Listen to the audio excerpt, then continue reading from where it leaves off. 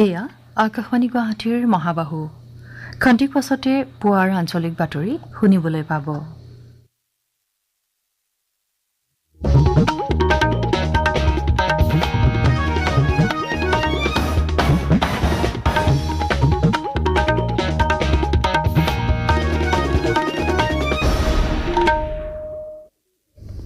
এয়া আকাশবাণী গুৱাহাটী পুৱাৰ আঞ্চলিক বাতৰি পঢ়িছো পংকজ নয়ন ভট্টাচাৰ্যই। এতিয়াৰ প্ৰধান বাতৰিসমূহ হৈছে লোকসভা নিৰ্বাচনৰ তৃতীয় পৰ্যায়ৰ প্ৰচাৰৰ আজি সামৰণি, শাসক বিৰোধী উভয় পক্ষৰে প্ৰচাৰ অভিযান তীব্ৰ। পৰহিলৈ গুৱাহাটী, বৰপেটা, ধুবুৰী আৰু কোকৰাঝাৰ সমষ্টিৰ ৪৭গৰাকী প্ৰাৰ্থীৰ ভাগ্য নিৰ্ণয়। তৃতীয় পৰ্যায়ৰ ভোটগ্ৰহণৰ বাবে ৰাজ্য প্ৰশাসনৰ প্ৰস্তুতি সম্পূৰ্ণ। ৪টা সমষ্টিৰ অধীনৰ জিলাত আজি বিয়লিৰ পৰা সুৰা নিষিদ্ধ ঘোষণা। অসমকে ধৰি উত্তৰ পূৰ্বাঞ্চলৰ আটাইকেইখন ৰাজ্যতে আজি আৰু কাইলৈ বতৰ বিজ্ঞান বিভাগৰ প্ৰচণ্ড ধুমুহা বৰষুণৰ আগলি বতৰা। আৰু IPL ক্ৰিকেট প্ৰতিযোগিতাত আজি পাঞ্জাৱ কিংছ, চেন্নাই ছুপাৰ কিংছৰ আৰু Kolkata Knight Riders, Lucknow Super জায়েণ্টছৰ মুখামুখি। এতিয়া শুনক বিতং বাতৰি। লোকসভা নিৰ্বাচনৰ তৃতীয় পৰ্যায়ৰ প্ৰচাৰ অভিযানৰ আজি অন্ত পৰিব। এই পৰ্যায়ত ৰাজ্যৰ ৪টা সমষ্টিত ভোটগ্ৰহণ কৰা হ'ব। ৪টা সমষ্টিতে ৰাজনৈতিক দল আৰু প্ৰাৰ্থীসকলে নিৰ্বাচনী প্ৰচাৰ তীব্ৰ কৰি তুলিছে। আজি বিয়লি ৫ বজাৰ লগে লগে গুৱাহাটী, বৰপেটা, কোকৰাঝাৰ আৰু ধুবুৰী সমষ্টিত প্ৰচাৰ অভিযানৰ অন্ত পৰিব। অহা ৭ মে'ত এই সমষ্টিকেইটাত ৪৭গৰাকী প্ৰাৰ্থীৰ ভাগ্য নিৰ্ণয় হ'ব। বিজেপিৰ জ্যেষ্ঠ নেতা তথা মুখ্যমন্ত্ৰী হিমন্ত বিশ্ব শৰ্মাই কালি বৰপেটা সমষ্টিৰ অগপ প্ৰাৰ্থী ফণীভূষণ চৌধুৰীৰ হৈ বঙাইগাঁৱত নিৰ্বাচনী সভাত অংশগ্ৰহণ কৰে। এই সভাত ড শৰ্মাই কয় যে প্ৰধানমন্ত্ৰীৰ উদ্যোগত ৰাজ্যৰ উগ্ৰপন্থী সমস্যাৰ সমাধান হৈছে আৰু যোৱা ৩ বছৰত ৰাজ্যখনত উগ্ৰপন্থী সংগঠনে কোনো ধৰণৰ হিংসাত্মক ঘটনা সংঘটিত কৰা নাই। চৰকাৰৰ উন্নয়নমূলক আঁচনিসমূহৰ ধাৰাবাহিকতা সুনিশ্চিত কৰিবলৈ তেওঁ বিজেপি মিত্ৰজোঁটৰ প্ৰাৰ্থীক ভোট দিবলৈ সকলোকে আহ্বান জনায়। ড শৰ্মাই বৰপেটা সমষ্টিৰ অন্তৰ্গত নলবাৰী জিলাৰ চামতা বালিপথাৰতো নিৰ্বাচনী সভাত অংশগ্ৰহণ কৰে। মুখ্যমন্ত্ৰীয়ে গুৱাহাটী সমষ্টিৰ বিজেপি প্ৰাৰ্থী বিজুলী কলিতা মেধিৰ হৈ কালি মহানগৰৰ ফাঁচী বজাৰ আৰু চানমাৰীত অনুষ্ঠিত জনসমাৱেশত প্ৰচাৰ চলায়।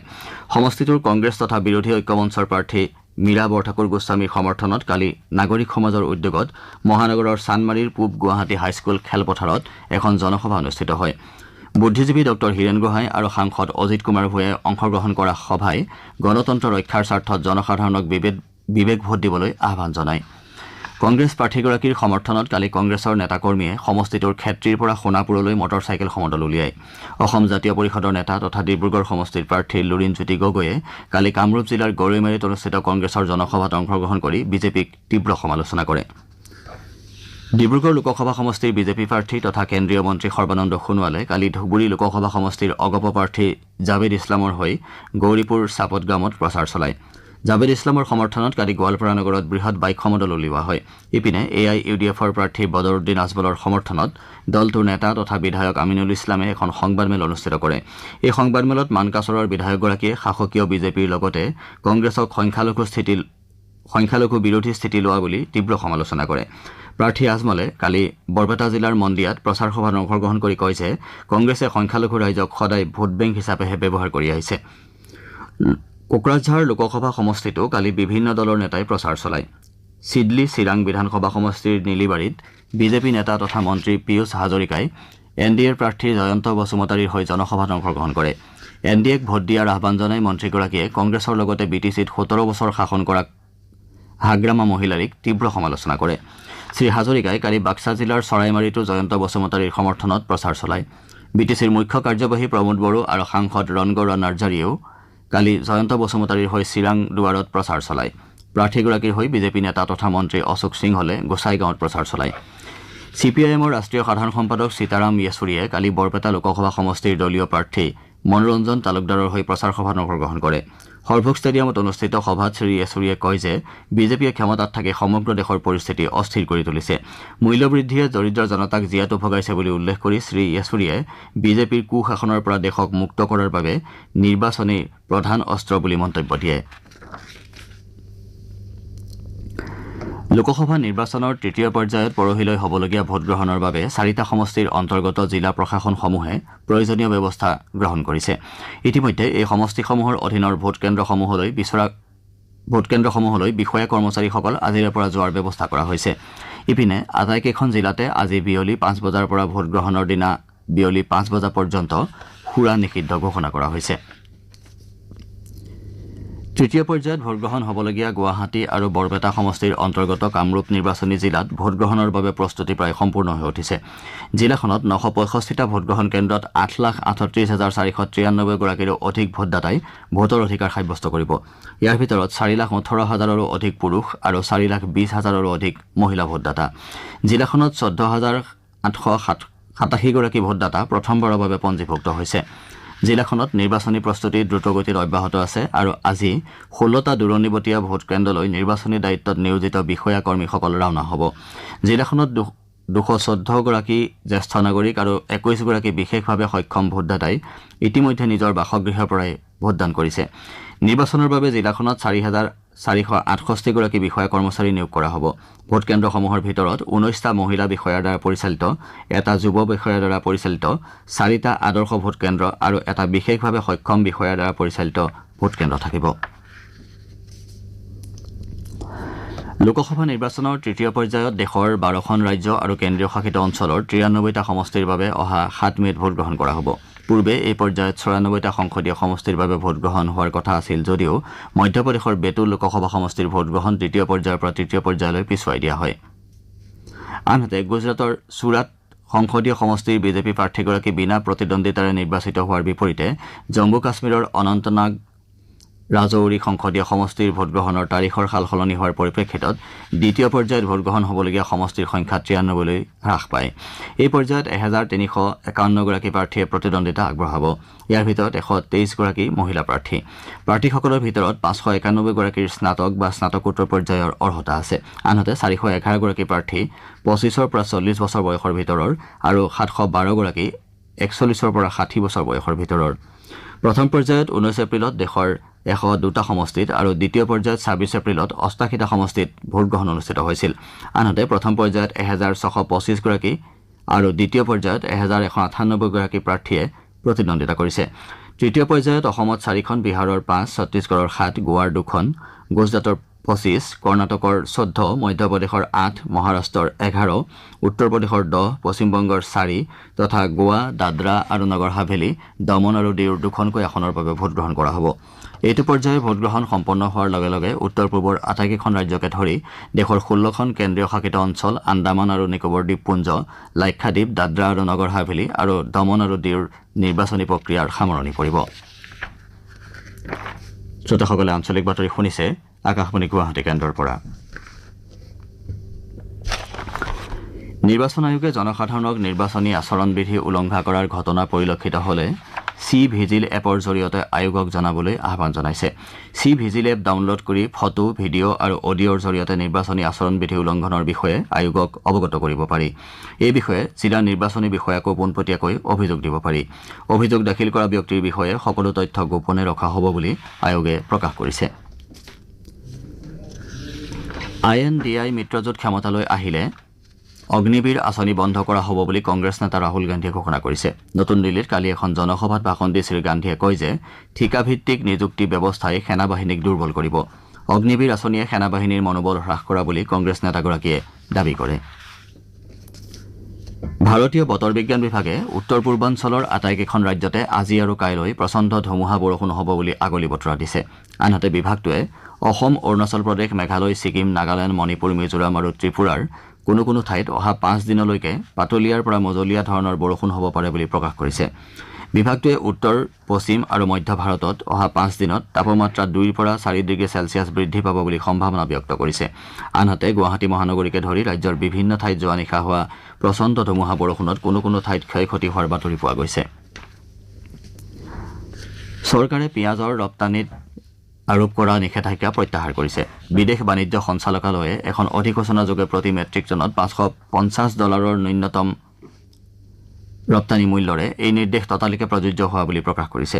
চলিত বৰ্ষত ৰবি শস্যৰ আনুমানিক ভাল উৎপাদন, বৰষুণ স্বাভাৱিকতকৈ অধিক হোৱাৰ বাবে খাৰিফ শস্যৰ ভাল উৎপাদনৰ সম্ভাৱনা, বজাৰৰ সাম্প্ৰতিক পৰিস্থিতিৰ দৰে বিভিন্ন বিষয় বিবেচনা কৰি এই সিদ্ধান্ত গ্ৰহণ কৰা হৈছে।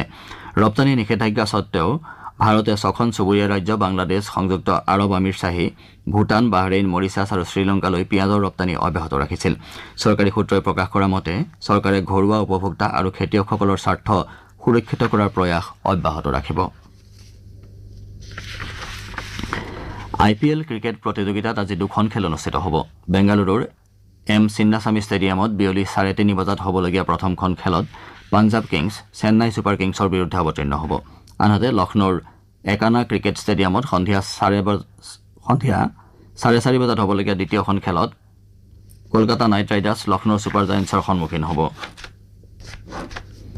ইপিনে ৰয়েল চেলেঞ্জাৰ্ছ বেংগালুৰুৱে যোৱা নিশা এম চিন্নাস্বামী ষ্টেডিয়ামত অনুষ্ঠিত এখন খেলত গুজৰাট টাইটানছক 4 উইকেটত পৰাস্ত কৰে। ৰয়েল চেলেঞ্জাৰ্ছ বেংগালুৰুৰ হৈ অপেনাৰ বিৰাট কোহলীয়ে 27টা বলত 42 ৰান আৰু ফাফ ডু প্লেছিছে 64 ৰানৰ বৰঙণি আগবঢ়াই দলক সুন্দৰ আৰম্ভণি দিয়ে। অপেনাৰদ্বয় আউট হোৱাৰ পাছতে দলে কম সময়তে কেইবাটাও উইকেট হেৰুৱাই যদিও দীনেশ কাৰ্তিকে 12টা বলত 21 ৰান কৰি দলক জয়ৰ লক্ষ্য অতিক্ৰম কৰাত সহায় কৰে। ৰয়েল চেলেঞ্জাৰ্ছ বেংগালুৰুৱে 13 অভাৰ আৰু 4টা বলত 6টা উইকেটৰ বিনিময়ত 152 ৰান সংগ্ৰহ কৰে। ইয়াৰ পূৰ্বে গুজৰাট টাইটানছে প্ৰথমে বেট ধৰাৰ আমন্ত্ৰণ লাভ কৰি 19 অভাৰ আৰু 3টা বলত আটাইকেইটা উইকেট হেৰুৱাই 147 ৰান কৰে। ডেভিড মিলাৰে 20টা বলত 30 ৰান আৰু শ্বাহৰুখ খানে 24টা বলত 37 ৰান কৰি গুজৰাট দলক বিপৰ্যয়ৰ পৰা উদ্ধাৰ কৰাৰ চেষ্টা চলাই যদিও ডেভিড মিলাৰ কৰ্ণ শৰ্মাৰ বলত আউট হয়। কাজাখস্তানৰ আস্তানাত অনুষ্ঠিত 22 বছৰৰ অনুৰ্ধৰ ASBC এছিয়ান আৰু যুৱ বক্সিং প্ৰতিযোগিতাত 4গৰাকী ভাৰতীয় বক্সাৰ আকাশ গোৰ্খা, বিশ্বনাথ সুৰেশ, নিখিল আৰু প্ৰীত মালিকে পুৰুষৰ 22 বছৰ অনুৰ্ধৰ শাখাত ফাইনেলত প্ৰৱেশ কৰিছে। এই সফলতাই বিভিন্ন শাখাত ভাৰতীয় বক্সাৰে লাভ কৰা পদকৰ সংখ্যা 43লৈ বৃদ্ধি কৰিলে। আকাশবাণী গুৱাহাটী কেন্দ্ৰৰ আঞ্চলিক বাতৰি বিভাগৰ আজি নিশা 8:02 প্ৰচাৰ হ'বলগীয়া দৃষ্টিপাত লোকনিৰ্ণয় 2024 শীৰ্ষক অনুষ্ঠানত লোকসভা নিৰ্বাচন সন্দৰ্ভত আলোচনা কৰা হ'ব। অনুষ্ঠানত সাংবাদিক দিব্য বৰদলৈ আৰু ভৱেন দত্ত অতিথি হিচাপে উপস্থিত থাকিব। অনুষ্ঠানটোৰ আগ ধৰিব মানস প্ৰতিম শৰ্মাই। এতিয়া শুনক আজি গুৱাহাটীৰ পৰা প্ৰকাশিত দৈনিক বাতৰি কাকতসমূহৰ প্ৰথম পৃষ্ঠাৰ বাতৰিত চমু অৱলোকন আগবঢ়াইছে প্ৰণীতা দেৱীয়ে। লোকসভা নিৰ্বাচন সম্বন্ধীয় বিভিন্ন বাতৰিয়ে আজি গুৱাহাটীৰ পৰা প্ৰকাশিত দৈনিক বাতৰি কাকতসমূহৰ প্ৰথম পৃষ্ঠাত স্থান লাভ কৰিছে। লোকসভা নিৰ্বাচনত দেশৰ সকলো প্ৰাপ্তবয়স্ক নাগৰিকৰ অংশগ্ৰহণ নিশ্চিত কৰিবলৈ প্ৰচেষ্টা অব্যাহত ৰখাৰ সময়তে গুৱাহাটীৰ বৃদ্ধাশ্ৰমৰ আৱাসীয়ে ভোটাধিকাৰ সাব্যস্ত কৰিবলৈ সুবিধা পোৱা নাই বুলি এটা বাতৰি দৈনিক অসম কাকতে গণতন্ত্ৰৰ উৎসৱত অৱহেলিত বৃদ্ধাশ্ৰমৰ আৱাসী শিৰোনামেৰে আলোকচিত্ৰসহ বাতৰি প্ৰকাশ কৰিছে। তৃতীয় পৰ্যায়ৰ নিৰ্বাচনৰ আজি প্ৰচাৰ অভিযানৰ সামৰণি পৰাৰ বাতৰি আমাৰ অসম কাকতে আজি প্ৰচাৰ শেষ 48 ঘণ্টালৈ নিষিদ্ধ সুৰাও শিৰোনামেৰে প্ৰকাশ কৰাৰ বিপৰীতে অসমীয়া খবৰ কাকতে একেটা বাতৰিক আজি প্ৰচাৰৰ অন্ত ভাগ্য নিৰ্ণয় হ'ব 47 গৰাকী প্ৰাৰ্থীৰ শিৰোনামেৰে প্ৰথম পৃষ্ঠাত প্ৰকাশ কৰিছে। দৈনিক জনমভূমি কাকতে চামতা বঙাইগাঁৱত মুখ্যমন্ত্ৰী ডঃ হিমন্ত বিশ্ব শৰ্মাই চলোৱা প্ৰচাৰ অভিযানৰ বাতৰিক এখন নতুন অসমৰ শংখনাদ আৰম্ভ হৈছে শিৰোনামেৰে প্ৰথম পৃষ্ঠাত প্ৰকাশ কৰিছে। বাতৰিটো নিয়মীয়া বাৰ্তা আৰু দৈনিক অগ্ৰদূত কাকতেও প্ৰথম পৃষ্ঠাত স্থান দিছে। ক্ষেত্ৰীৰ পৰা সোণাপুৰলৈ কংগ্ৰেছৰ বিশাল বাইক ৰেলীৰ বাতৰিক অসমীয়া প্ৰতিদিন কাকতে প্ৰথম পৃষ্ঠাত প্ৰকাশ কৰিছে। বিৰুবালা ৰাভাৰ অসুস্থতাৰ বাতৰিক দি আছাম ট্ৰিবিউন কাকতে প্ৰথম পৃষ্ঠাত গুৰুত্ব সহকাৰে স্থান দিছে। 2023-2024 বৰ্ষৰ বাজেটৰ মুঠ আবণ্টিত ধনৰ 80% ৰাজ্য চৰকাৰে খৰচ কৰিবলৈ সক্ষম হোৱাৰ বাতৰিক দ্য চেণ্টিনেল কাকতে state spends record 80% of budget amount শিৰোনামেৰে মুখ্য বাতৰি প্ৰকাশ কৰিছে। আজি প্ৰকাশিত অন্যান্য বাতৰিৰ ভিতৰত আছে নকল গ্ৰন্থ বিক্ৰী, তদন্তৰ দাবী পুথি প্ৰকাশক আৰু বিক্ৰেতা সংস্থাৰ, কলিয়াবৰত দুৰ্ঘটনাত প্ৰাণ গ'ল কণমানি ছাত্ৰীৰ, দেশৰ সবাতোকৈ দীঘলীয়া হ'ব Dhubri Phulbari Dalong, delegates from 23 countries in India to watch Lok Sabha elections ইত্যাদি। এয়াই আছিল আজি গুৱাহাটীৰ পৰা প্ৰকাশিত বাতৰি কাকতসমূহৰ প্ৰথম পৃষ্ঠাৰ বাতৰিত চমু অৱলোকন। ধন্যবাদ প্ৰণীতা। বাতৰি শেষ কৰাৰ পূৰ্বে প্ৰধান বাতৰিকেইটা আকৌ এবাৰ পঢ়ি দিছো। লোকসভা নিৰ্বাচনৰ তৃতীয় পৰ্যায়ৰ প্ৰচাৰৰ আজি সামৰণি, শাসক বিৰোধী উভয় পক্ষৰে প্ৰচাৰ অভিযান তীব্ৰ।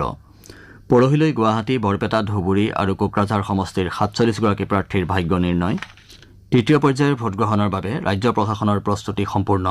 4টা সমষ্টিৰ অধীনৰ জিলাত আজি বিয়লিৰ পৰা সুৰা নিষিদ্ধ ঘোষণা। অসমকে ধৰি উত্তৰ পূৰ্বাঞ্চলৰ আটাইকেইখন ৰাজ্যতে আজি আৰু কাইলৈ বতৰ বিজ্ঞান বিভাগৰ প্ৰচণ্ড ধুমুহা বৰষুণৰ আগলি বতৰা।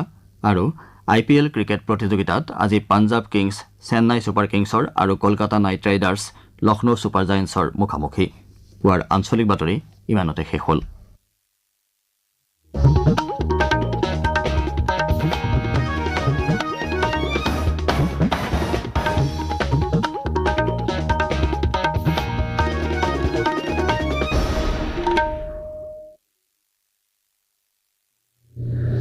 মিডিয়াম ৱেভৰ 411.5 মিটাৰ 729 কিলোহাৰ্টজ আৰু FM বেণ্ডৰ 101.6 মেগাহাৰ্টছত এয়া আকাশবাণী গুৱাহাটীৰ মহাবাহু